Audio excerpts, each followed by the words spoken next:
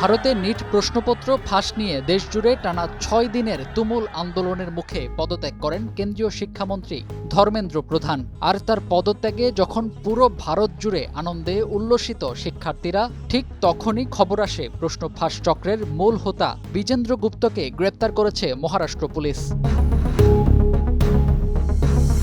তদন্তকারীদের দাবি, শুধু একটি পরীক্ষা নয়, বছরের পর বছর বিভিন্ন সরকারি চাকরি ও ভর্তি পরীক্ষার প্রশ্ন ফাঁসের পেছনে সক্রিয় ছিল একটি সংঘবদ্ধ সিন্ডিকেট। আর সেই চক্রের অন্যতম হোতা বিজেন্দ্র গুপ্ত অবশেষে শনিবার সকালে ধরা পড়েছেন পুলিশের জালে।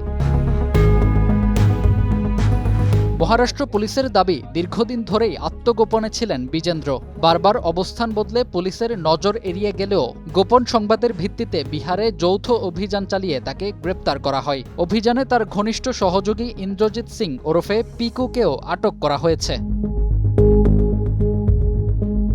তদন্তে উঠে এসেছে, গত ২৮ জুন মহারাষ্ট্রের শিক্ষক নিয়োগ পরীক্ষার প্রশ্নপত্র ছাপাখানা থেকেই ফাঁস হয়েছিল। এ ঘটনায় আগে প্রিন্টিং প্রেসের ৩ কর্মীসহ কয়েকজনকে গ্রেপ্তার করা হয়। পুলিশের অভিযোগ, ছাপাখানা থেকে বের হওয়া প্রশ্নপত্র একাধিক হাত ঘুরে পৌঁছাতো বিজেন্দ্রর কাছে। এরপর তার সিন্ডিকেটের মাধ্যমে তা ছড়িয়ে দেয়া হতো পুরো দেশের বিশেষ কিছু পরীক্ষার্থীদের মাঝে।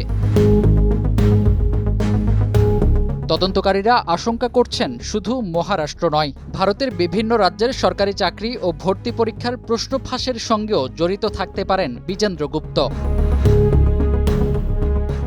ফাহিম হৃদয়, টাইমস টুডে।